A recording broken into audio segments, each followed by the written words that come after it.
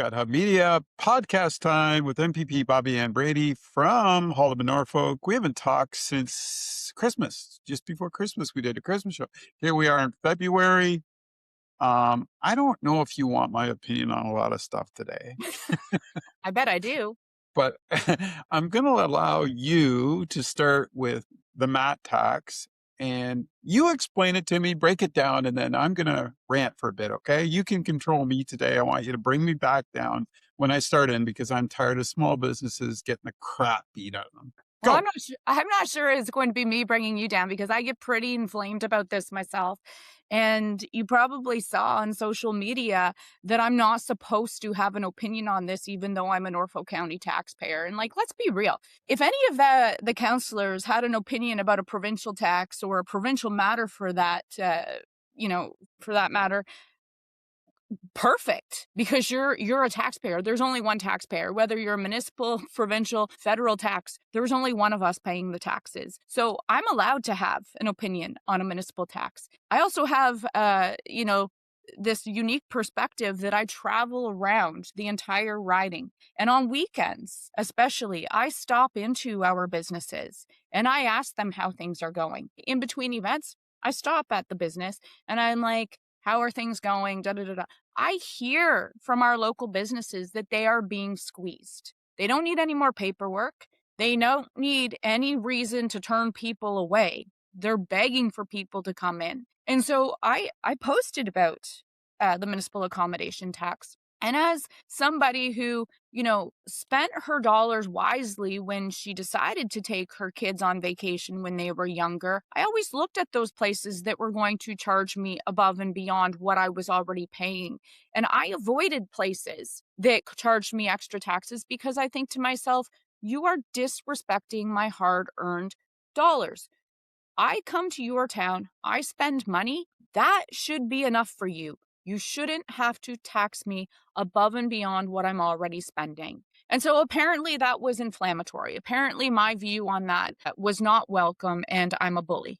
I think this is something that, I did a podcast with a counselor last year, September, October, and we talked about this very subject because it was starting to come up. And my first line was, this is bull, because I Mhm. really feel as an independent business that this is something that I get where they're trying to go with it. I understand what they're saying. I just don't agree with it on any scale because I think as a small business person for the last 20 years, it's hell. We pay 10 to 15 different taxes alone already when you start looking federally, provincially, and municipally. And I think we pay more than our share. I think it works out to 23.5% based in the province on small business when Mhm. you take into account all the taxes. It, Think about it. If that's like 8%, suddenly I'm investing more in my business. I'm growing the tax base to help the businesses on all three levels as far as the areas right, of government. And the right. Canadian Business Federation recently just said in Ontario, business confidence is extremely low and Very low. weak. Demand is constrained for growth. Mhm. For the last 2 years, Mhm. tax and regulatory costs remain the top pressure facing small businesses. And here we are wanting to throw 4% Right. on certain businesses. I'm Opposition not side, letting. we on the opposition side, including myself, I have tabled motions to this effect. We would like to see the small business tax rate dropped, and this government refuses to do it. I've tabled motion. Stephanie Bowman on the Liberal side, I view her sometimes as a fiscal conservative. She was a banker. She brought forward a private members bill to lower the small business tax rate. That's a very conservative thing to do, and yet they won't do it. So I just don't understand the rationale behind this. Like, I hear the counselors say, oh, yeah, well, this municipality does it, this municipality. Yeah, but we aren't a city, nor do we want to be a city here in Haldeman, Norfolk. We like our rural way of life. We like people coming to visit. We like them leaving their money here and then going home. And they're not going to leave their money here if we disrespect their hard earned dollar. And I don't care what anyone says. Yes, we have beautiful beaches. We have so much to offer, but every other community along the lakeshore is fighting for those tourist dollars. Yeah, exactly. And I think exactly that. And I think when you look at a small business that maybe has to collect this 4%, suddenly they can't even meet their cost of living for that year with their business. You know what I Right. mean? Hmm. Do you want them to charge 8% all of a sudden? then people are definitely going to turn away. They're going to find someplace cheaper to go that they can afford for their family. And I think, I often look at it and I think back to the early years in Dover growing up, and it wasn't based on this stuff. It was based, the families that had the businesses that were running that tourist industry worked together to grow the industry. That's They right. didn't need this outside help. It was what you got when you went into that restaurant. There was good service, food was good, and the staff was nice. Right. You went back. If you were from out of town, you went back because you knew what you were getting. That's why Well, you went yeah, there. yeah. And this, I get where they're trying to say, okay, half this money is going to go towards a tourism economic development, tourism growth. Mm, I got to disagree with that too, because the other part I see with this and any other tax that's ever come out, it's never gone down. It only goes up. Well, So in and 10 years, is this going to be 20% or and on 50? top of that, look at some of I'd be curious, I'm sure we could put it into AI. I don't need economic development staff to run a report for me on this when I can plug all the parameters into the computer and come up with looking at every municipality that has implemented this. But how many of these municipalities that have implemented a MAT also have a food tax? So now, not only as a tourist am I going in and paying on the accommodation that I'm staying in, oh, but when I go to feed my family at a local establishment, now I'm paying a food tax as well. I'd be curious to see. We could probably run it through AI right now and have an answer in 10 seconds, Dave, right? So, like, when is it enough? People, Well, yeah. and someone said, I was at the Port Dover Firemen's Ball last Saturday night. Fantastic event. Shout out to the Port Dover firefighters and their wives and their partners and everyone else who put on just a great night. Everyone was happy. The food was absolutely incredible. But when I walked in, somebody immediately said to me, "Oh, hey, Bobbi Ann, you're in trouble, eh, for having an opinion on the municipal accommodation tax." Yes, I am. Anyway, this person says to me, "I'm sorry, but whenever I hear the word tax, forget it. Don't even go any further. A tax is a tax is a tax." 100%. Yeah. And as far as community development, if that's what they're looking for, maybe give the businesses the tools to do it themselves. Like, Right. let's not, sometimes the people can carry that load if you give them the tools. Don't take the money from them so that you can supposedly do the work for them. Yeah, Let them do the work. government knows how to spend your earnings better than you do. I don't think so. We all know how to spend our money better than government, and businesses for sure know how to spend their money better than government. And yeah, and I'm gonna, I think just to be sarcastic bastard, I'm gonna say I think businesses need a pat tax, the politician accommodation tax. So when a politician comes into your business, you get to charge them an extra 25% for all the work you're doing for them businesses. Like, enough. This is kind of ridiculous that, let them see how it feels. Let Well, them see I you're I being can taxed I because can of one individual's thing like that. I mean, I come can on, it's support your ridiculous. line of thinking there, but I want put into regulation that Bobby Ann Brady's not a politician then. She is a representative because I don't want to see our businesses taxed more, that's for sure. I'm just trying to put in here. Let's see if I can get something real quick. Um, That's to me, and I don't want to dwell on it because I'm just concerned that small businesses are just being crippled so badly anymore with all the layers of taxes, and especially what we've come through in this economy after the pandemic, and now we're dealing with, a lot of unrest in in the USA and all these other things. They're factors. yeah, They all factor into tourism yeah, too. yeah, So what the heck? Let's just give these guys a break for a change and yeah. say no right now. So There's got to be another way. I think I want to correct what I'm saying here because I know one of these somebody who doesn't like my view on taxes from council will correct me. I don't think it's a meal tax that's charged. I think it's called a tourist tax. I think that was something that was Okay. started in Niagara, right? So when you went out to eat, there was this, and I don't know where it stands right now because I don't really eat in Niagara. But at one point, I think it was optional, right? You could choose to do Oh, okay. the tourist tax. I'm not saying that I'm 100% right, but Okay. That's something to look into. Yeah. that's what I worry about. Where do the taxes end? So we have a municipal accommodation tax. Now all of a sudden we have a tourist tax, right? Like, because maybe that tourist isn't staying the night, but we still want to tax them because we need to gouge them, right? Come on. Well, and if people are on holidays for 2 weeks, they might only take a week now.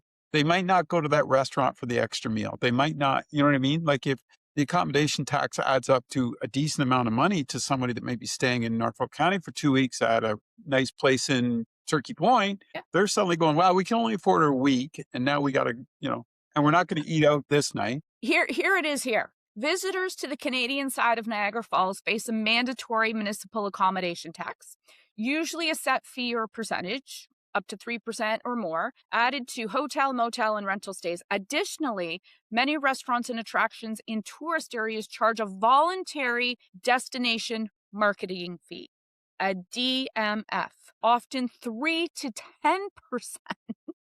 Okay, so it's deemed voluntary. At what point doesn't it become voluntary? So you all of a sudden you have the mat. Ooh, we're making money off that. Now we're going to make the DMF mandatory. When It's that's not on voluntary. restaurants too, that's affecting the wait staff. Hmm.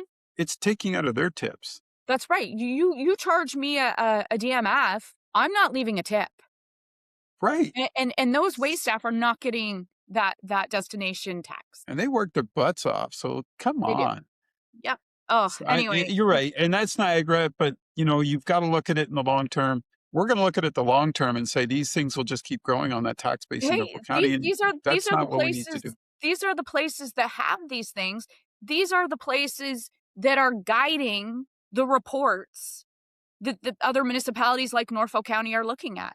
And there was when I posted this, somebody from Haldeman County, a business owner in Haldeman County, made a comment. And someone else who follows me, who lives in Haldeman County, said, "Why do you care? You live in you run a business or you live in Haldeman County." Well, she should care because when people are in Norfolk, they often drive along the lakeshore into Haldeman County where they also spend money. So of course she should care, right?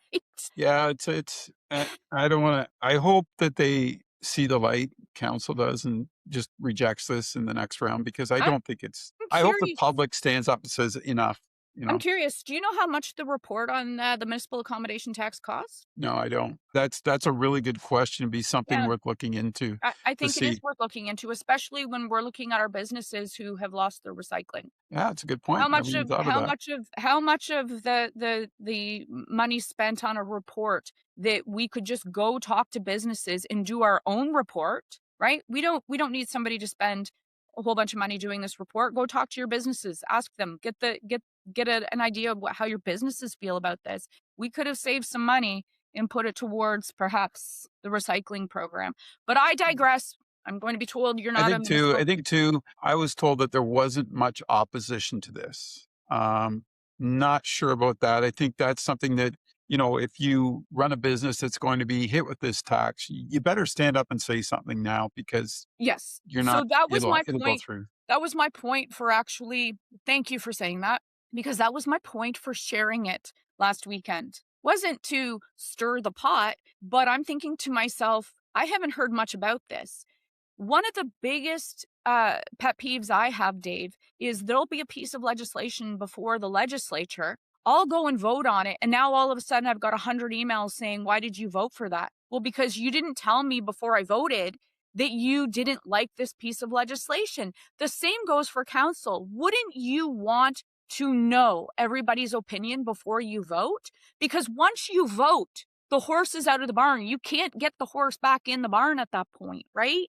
Like, so my whole point was like, look, you know what? Businesses are struggling. I hear from them all the time that they're struggling. They don't want another tax. And so it shocks me that there wasn't a whole lot of opposition to this, because that's not what I hear when I travel around the riding. They're tired of overregulation. They're tired of paperwork. They're tired of tax. And so my whole point was you better make your point, you better make your opinion known before they vote on this, because once they vote, it's a done deal. And I go through it. I've been caught by this provincially where I don't get anybody writing into me until after I vote. Well, guess what? I can't Yeah. change my vote at that point. It's educating the public on what's going on locally to understand what their rights are and how they can affect change within their community, I think. But Yeah. all I thought right. I was supposed to calm you down today. I'm like, Well, I'm going to work you up now because I want to talk Bill 21. Sorry.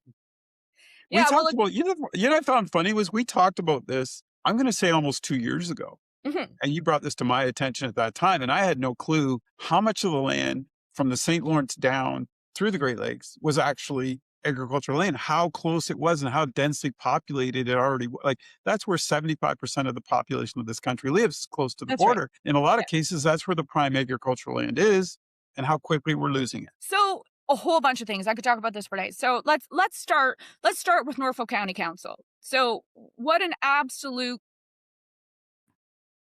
I don't even want to say the words. What a show it was the other day at Norfolk County Council when the chambers filled with local so-called PC members at this point. Never saw these people really as PC members when I ran the association for 23 and a half years, but I digress. Anyway, they filled the chamber. One of the main um, campaign workers in last year's election appeared before council to try to disparage Mike Schreiner and I's Bill 21, which would see Ontario's most productive land safeguarded. That bill is based on or backs up a Senate report led by Senator Robert Black that saw 150 expert witnesses come to the table over 2 years and talk about the fact that 40 years ago, there was a report that said, Canada, you are in bad ways. You are destroying your most productive soil in this country. That is fact, okay? A man goes to council on Tuesday and says he's the expert on this because he's spent several weeks or whatever, several months looking at Mike Schreiner and I's bill. So I'd like him and I'd like the mayor and I'd like a few of the councillors who just seem so interested in disparaging Bill 21. I'd like them to write to Senator Robert Black and ask him if his entire committee, and 150 expert witnesses are wrong. I don't think so. And if somebody wrote to me the other day, the delegation before Norfolk County Council the other day was disputing 319 acres being lost in Ontario every single day. They say the numbers are wrong. Okay, what if it's 300? What if it's 250? Does it really matter? Does it really matter? We are losing land. And one of the counselors said, oh, you're right, Mr. Delegation. We aren't losing 319 acres to development every single day. No, we're not losing 319 acres to development every day. We're losing it to a number of things, not just development, but they like to paint me as the anti-development MPP. I'm not against development, but I am against irresponsible development. And much of what you see happening in this province right now is irresponsible development. Any speculator, any developer will tell you that the best, easiest place for them to set up shop is on the outskirts of town, wide open fields. It costs them less to put in infrastructure in that wide open field than it does to infill and build up in the urban areas. You know what that land on the outskirts of town normally is? The most productive land that town has. So here we are, Mike Schreiner and I being asked to go right across this province. We have Hamilton was the first council to do it. We have a handful of municipalities who have already adopted a resolution in favor of Bill 21. And here we have Norfolk County Council in Ontario's garden, where we can grow absolutely anything and everything, trying to find every which reason not to support saving productive farmland. Does anyone else see anything wrong with this picture? A big Just sigh. just because some of them don't want to work with their independent MPP. And you can stand before council all you want and say, we are not losing land in Norfolk County. Well, maybe you're correct, but we are losing land across the province. And in a community like this, where we can grow absolutely anything and everything, wouldn't you want the safety guards, the rails in place to make sure that we don't lose that land? Because when other parts of the province continue to lose the land, who's going to feed us? Blood The pressure? how is I want to ask on that note, because how is the lobbying going throughout the province? How are you and Mike finding it? Amazing. We have been before councils, Haldeman County Council. Well, the Haldeman County Agricultural Advisory Committee had me there a few weeks ago. They adopted a motion or a resolution that now goes to Haldeman County Council. We will appear before Haldeman County Council. We've been in front of a number. I can't even remember them all, but our schedule over the next month or so has a few more municipalities on tap. We continue to receive letters from different municipalities saying they support us. And here we are. Here we are in my very own home county where they're trying to find a problem with saving productive farmland. I grew up on this land. I worked this land. I don't understand. And if they think that their guy that they had come before council the other day is an expert, if the mayor spends money, staff resources on creating a report on Bill 21, on a bill that this council will never get to vote on, because guess what? It only gets voted on in the Ontario legislature. But if they actually think our bill is misguided, then why don't you have Mike Schreiner and I come and present and tell you why this bill is so important? You can question us while we stand there. They're not going to do it. They're not going to invite us. So do they really want to know the truth on Bill 21? I'd love Robert Black to say to them, hey, look, you know what? We saw this. This is unbelievable, right? If they think they have the answers, if they think that our bill could be better, Mike Schreiner and I are all ears. So you have suggestions on how to make this bill better, but you can't say scrap the bill when you come from Norfolk County, where we have the most productive land. We're not saying, and that whole group of PCs will run around, including a counselor who said, oh, Mr. Delegation, would you have anything more to add? I wonder if that counselor ever asks anyone else if they have anything else to add to their delegation. That was very, very curious. Anyway, they run around the riding saying Bobbi Ann Brady doesn't believe in farmers having one severance. That is not true. That is not true. I would rather see a farmer have a severance for either a reinvestment lot or a succession planning lot. You know why, Dave? Because that allows that farm to stay in production. The alternative to that is selling it to the speculator and the developer and paving over the entire farm. So what Councillor so-and-so says about my views on severances, and what the delegate, the gentleman who showed up before council runs around saying about my view on severances, is 100% inaccurate and false. Could Senator Black do a video chat with Norfolk Council? I'm sure he could if they were open to that. Well, then it It doesn't didn't take the seem like onus. they were nothing the other day. I'm going to go to the expert. I'm going to go to the expert. Let's put it that way. Show me. 100%. Give me the expert. Yeah. Yep. That would be my take on it. I pasted the link to Critical Ground, the report Critical Ground that Senator Black did. I pasted it on my Facebook page the other day. Anyone can go out there and Google it and see that we are in bad shape. A report, the last time a deep dive into Canada's soil health was done was 40 years ago. 40 years ago, the alarm bells were ringing that we were in trouble. The proof is in the fact that we have Canadians who have enough to eat. Okay? They have a full plate of food in front of them, and yet they're still malnourished. You know why? Because the soil that grew the food that they're eating is void of some critical elements. Makes sense.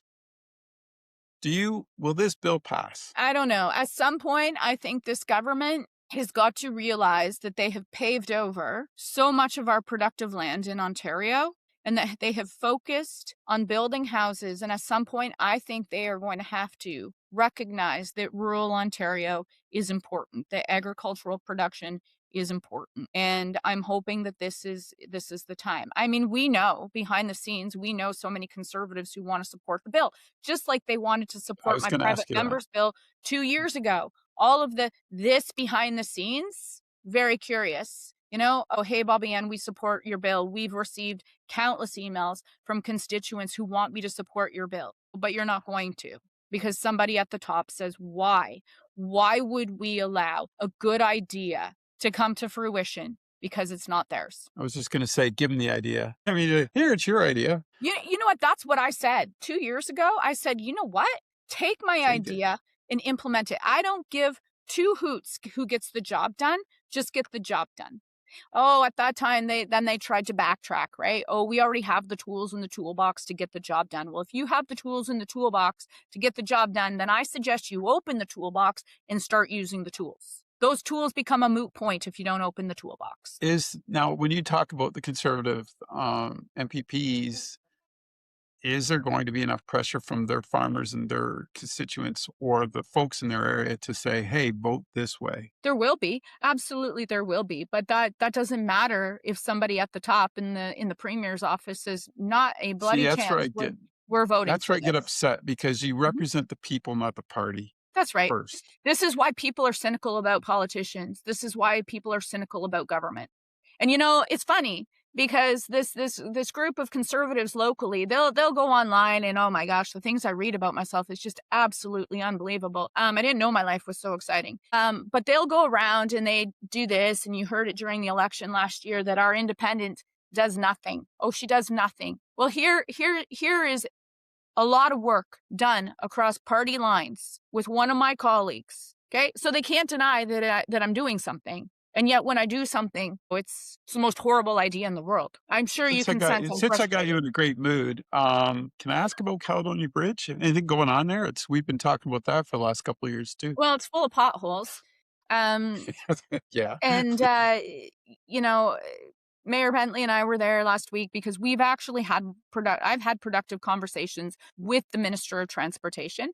And, I we had this kind of, this pact that, you know what, listen, I'll stop asking you in the House, but things need to move forward. And if I don't see that he has upheld his end of the bargain by the time we go back in March, Is there any movement? Is my there any end of the time bargain is not frames? being upheld either. And we wouldn't have to worry about cold weather, wet weather to fill potholes in that bridge if we would just reconstruct the damn thing. Is it on the agenda still to be Of done? course, it's on the agenda. It's not even about money. This isn't about money. I mean, the money was earmarked a few years back to reconstruct that bridge. This is political, and I'm tired of two cabinet ministers playing politics with the safety of people in Haldeman County, and that's exactly what it is. It's politics. And I Wow. have one minister pointing the finger at the other, and then that minister says, no, that's not true, and points the finger back. Well, I'm tired of it. And like I say, if I get back in March and I don't see any action on this, my end of the bargain is not going to be upheld any longer. Maybe you should just invite them both into the room at the same time and not tell them that you're inviting the other one. Say, boys, it's Yeah. time. Let's get You this know what's figured out. funny? And I'm going to call it out. I have tried to reach the Minister of Transportation's chief of staff to give that person a heads up on some few things on that Caledonia Bridge. I've tried to reach them twice in the past few months. Crickets. It's not a priority. No, I can give you the spiel of what he says though when he answers every question with respect to transportation issues in this province whenever anybody stands up and asks an MTO question. It's the same response every single time. Is this purposeful or is this incompetence? When do you guys go back? What's the date on that again? I don't know, What's the date? When's the fireworks gonna start? March When's 21st, somewhere around there. Yeah. oh No, I can't boy, wait to it's get another back. month. I mean, I love being in the riding and I am busy every single day when I'm in the riding because there are so many people who want to meet and who have so many issues. But last year we sat 51 days. You know why? Because the government doesn't want us in the House banging on them about their incompetence. Yeah, That's the truth. that's I wish I could only work 50. I'm sorry, I'm not gonna bring that up again. I know you're working all the time, but to sit in the house for just 51 days is not what the province needs. The people of No, Ontario deserve better. like to touch on, they do deserve better. And one thing that we haven't touched on um, is that I sit on the government's finance committee. So we've just finished pre-budget consultations across the province. And I love my time on finance committee, and probably saying that will get me kicked off of finance committee now. They'll be like, oh, she can't love anything, so let's get rid of her.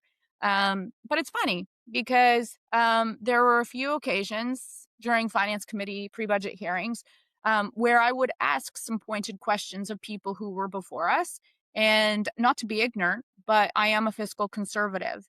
And so, for example, things like feeding kids 3 meals a day in school food programs, we should not normalize government feeding kids 3 meals a day, all kids. Please don't feed my kids. If they were still in school, please don't feed them, because as a taxpayer, as somebody who can afford to feed my kids, I've already made them breakfast. I've already paid to feed them breakfast.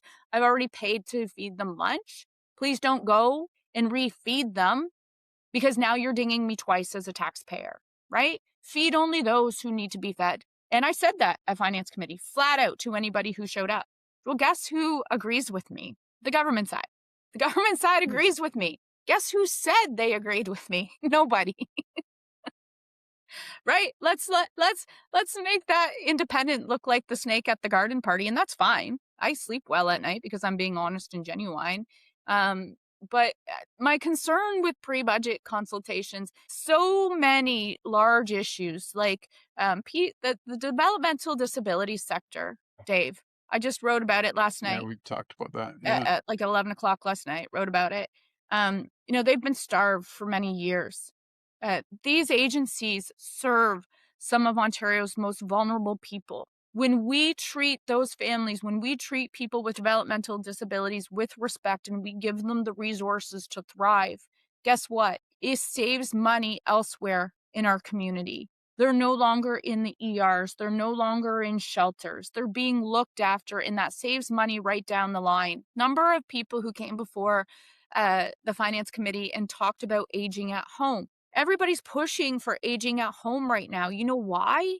Because long-term care homes are not being built. Right. The They don't, and economic plus the boom. the economic environment does not exist to put shovels in the ground to build long-term care. So the buzzwords now are aging at home. That's a beautiful thought. I would love to stay in my bed. I would love to stay in my house as long as I can. But if I don't have the supports as I age to actually do that safely, we're in trouble. And all of these critical systems are failing us. And I am so curious as to whether or not Budget 2026 in the coming weeks is actually going to address some of these critical issues that came before us and are not unique across this province. I wrote a few weeks ago about Finance Committee, and I said, I represent, I believe, the most unique, most beautiful area in this province. And we do have some local unique issues like the Caledonia Bridge, like Halderbrook Road and Highway 6. But for the most part, every single riding across this province is suffering in the very same way.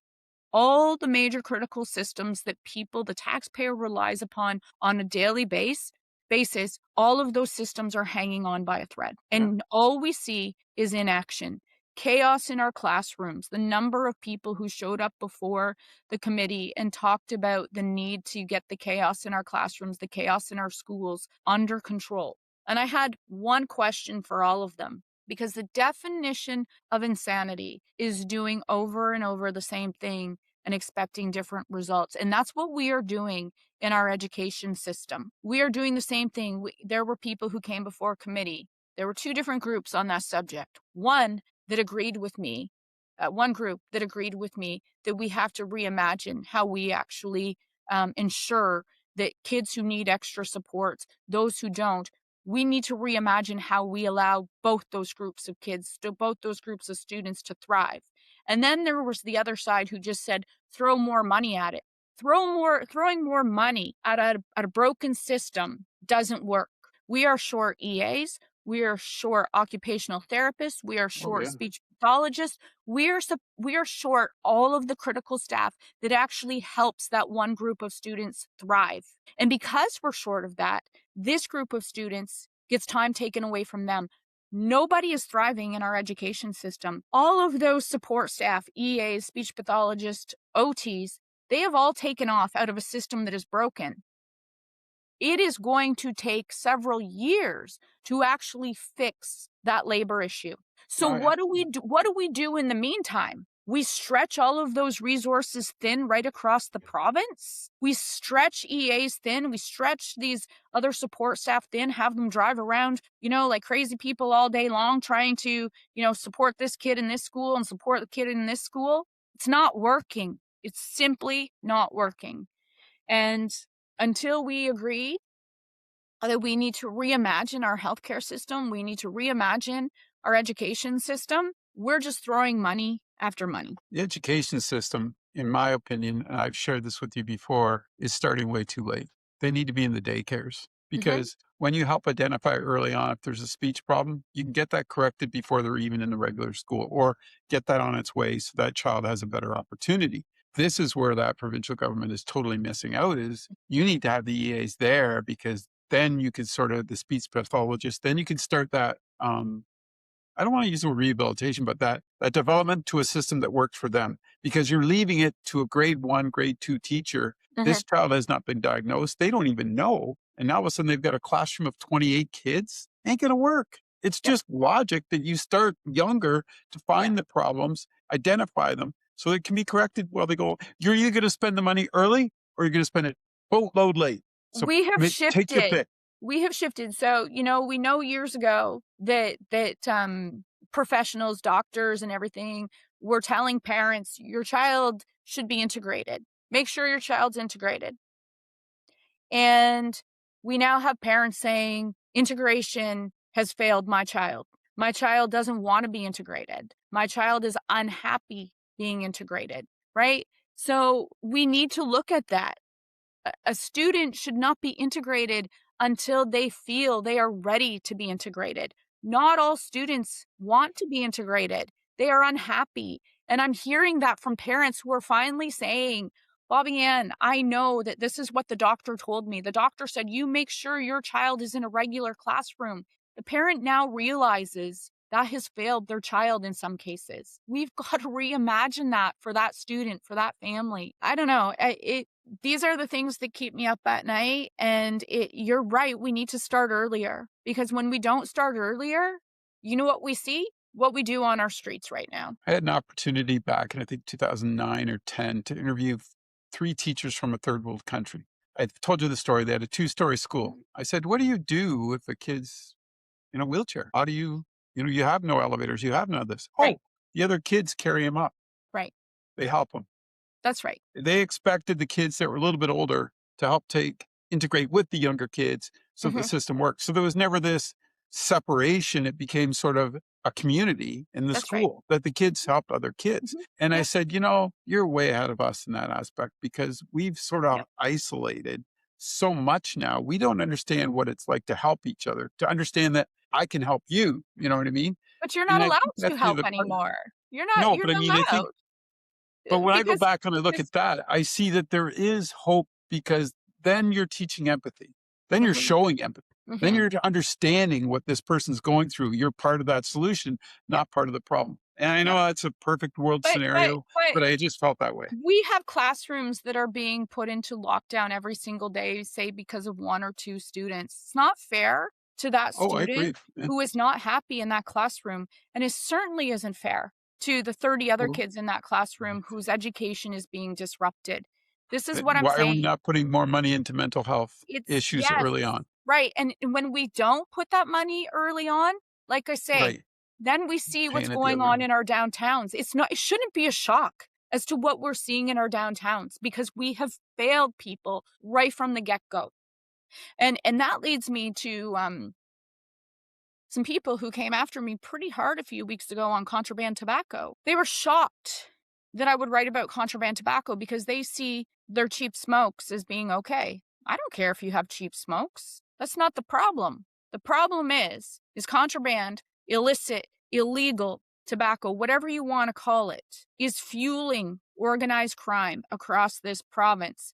And somebody says, aren't there better things to worry about, Bobbi Ann, like people living on our streets? Well, you know why people are living on our streets? Because they're addicted to drugs. Those drugs that were funded by something as simple as contraband tobacco. And oh, I was the devil. Yesterday, story comes out. Guess what?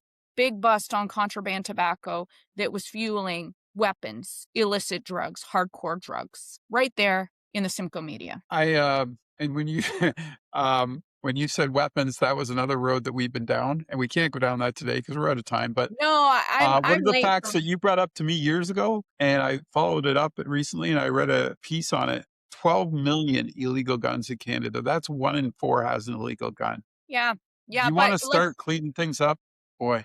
let's go after the hunter and the farmer who has theirs locked up and they're safe legally. We'll worry about those people. Yeah, it makes a whole lot of sense. It's like government, it's like nobody has any critical thinking skills anymore. I agree. And I think that there's something that you have to do there's 2 phases to this to me. And I have no problem with hunters at all. I think that's great. They're self-sufficient. They Yep. should be. But maybe we need some kind of psychological test on the other side of this. And maybe we need to figure out a way to clean up these guns that are in our country. So it's a Well, two-pronged attack here. those guns are coming in from elsewhere, and Yeah, they are. they're coming in through organized crime. Yeah, Those guns are again being funded by things as simple as contraband tobacco. right. So I agree with you 100%. I think there's this, that is all systemic growth that's gone on in that area too. I'm with you on the. I mean, I know hunters who regularly go and fill their freezer, and I love it because Yep. that's what they do. I I have wish no I problem could. with that. Yep. Yeah, but I'm not going to. But I'm not going to say there's not a problem. And the argument is always, well, guns don't kill people; people do. Exactly. Hmm. That's the point. People do. So we need to get the mental health issues straightened out. We need to look at where these guns are coming from. Right. Boy, we're Well, all over the board today. we are all over the board. But I just want to say that the problems with guns are not happening from, guys and gals in our community who go through the proper channels to be completely licensed and fill their freezers, or they're a sport shooter. That is not who is shooting people in our cities. Simply isn't. This is a gang mentality, and those gangbangers are getting their guns illegally, not from the safe at a farmer's property. No, no, I agree 100%. And I think that's just to me, there's a psychological profiling that has to be done whenever anybody applies for a gun. I think that has to be part that's brought in. I'm not saying that everybody needs to have that, but I'm starting to wonder about the situations in certain situations when you see families and they know where that key is, and maybe there's somebody struggling with issues, right? I mean, there's just such a larger Yeah, context to put this in. there is that cycle. I believe there is a psychological component to that licensing, and that's why also, I think on the application, because I've been called a few times about people, you get a call from government saying, Yeah. "Hey, should Dave Is this have a person? gun? Right? Yeah. Is this person okay?" And I think for the most part, people would tell the truth on that. I've had people I call would hope so. this Yeah. office here and tell me that so and so has been in touch with Bobbi Ann, and Bobbi Ann needs to be careful. I think people take that very seriously. But again, those calls aren't being made for the gangbanger. Nope. And I Yeah. think there's just that whole element where boy, I think I read that 2.4% of the whole population has ever been involved in a gun incident, meaning that they were threatened or a gun was pulled on them.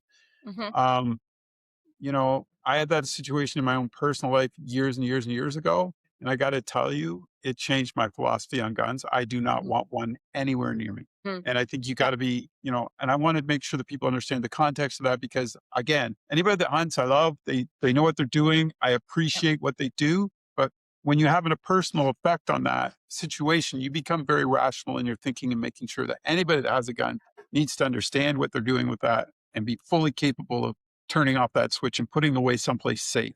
You know what I Yeah. mean? Mm. So, yeah, I mean, we could go on for hours on all this stuff, but I gotta let you go to work. Yeah, You I've got to do get have to to Margaret. go.